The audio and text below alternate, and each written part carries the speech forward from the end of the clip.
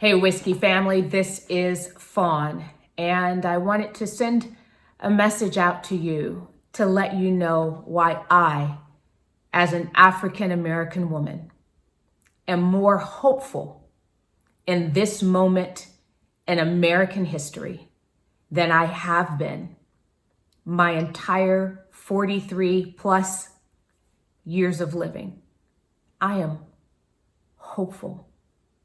I am hopeful because I lived through the LA riots following the not guilty verdict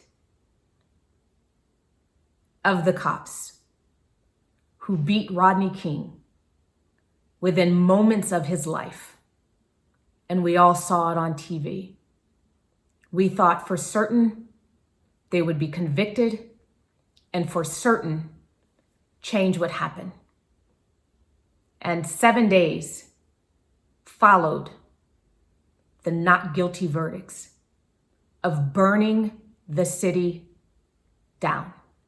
7,000 fires were set, $1 billion in damage, and nothing changed. No reform. When this began, I have to tell you, I didn't have the hope I have in this moment. When the riots began, when the looting began, it reminded me of the Rodney King verdicts again. And I thought, it's going to happen again. African Americans are going to be the only ones who care, and we're going to try to fight this fight on our own, not really knowing how, and in a lot of ways doing it in manners that are counterproductive.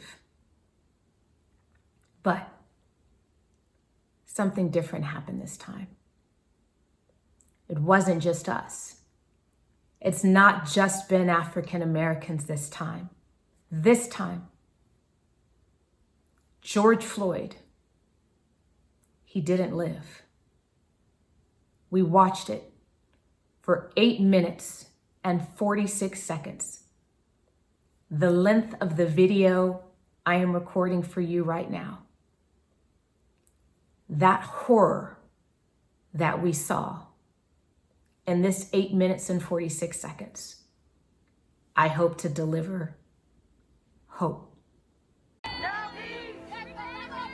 No peace! This makes me so happy.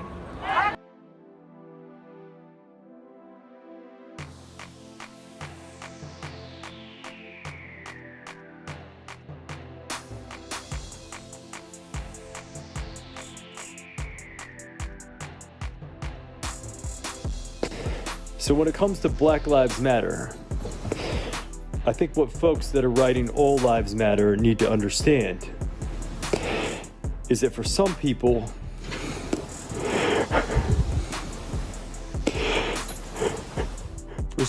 Black lives don't matter at all.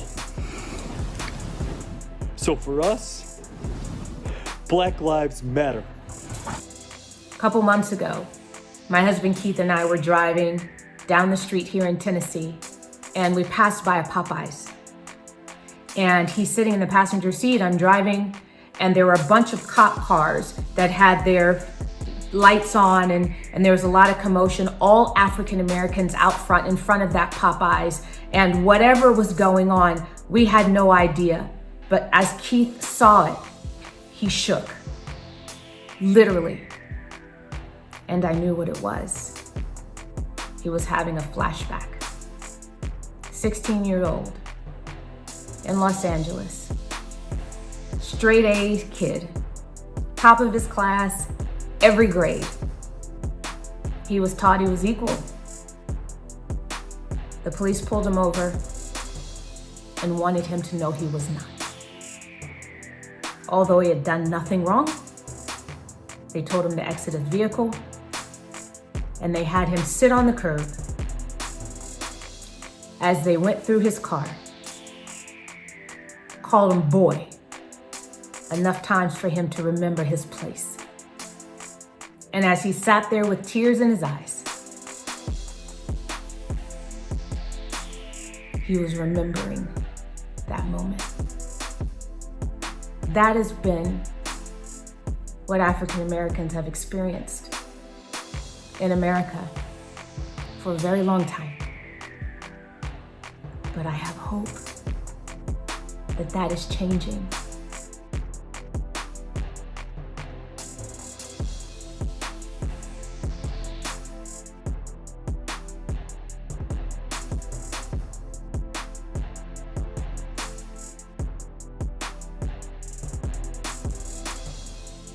Because I have watched people who are not African American care this time. The only way that we can fix this problem is if we all stand up and say, this is wrong. That's why I have hope. I have hope because I saw a sheriff in Flint, Michigan, put down his baton and take off his helmet and ask the protesters, what can we do to help? And they said, walk with us. And he and his men stood side by side with the protesters to protect and serve. I watched so many people in Colorado lay down on their faces with their arms behind their back and for 8 minutes and 46 seconds chant, I can't breathe.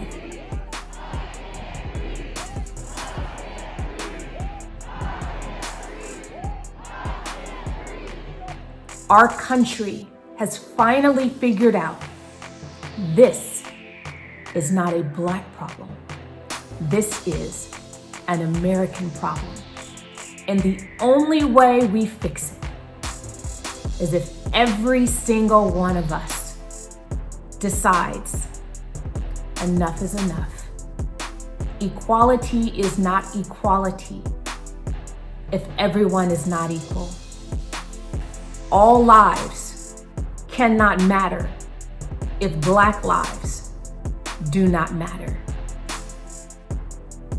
I have hope because around the world, I've seen people of every color, every background, every socioeconomic status. Didn't matter. They're standing with us and they're saying, African Americans, your lives do matter. And I gotta tell you, I'm so grateful. I love this country. I absolutely love this country. But like everything else that we love, it is flawed. And to ignore the flaws is to not love it. To tell the person you love their flaws in love, that's real. So America, we got work to do. But let me tell you, keep hope alive. I love you. Signing out.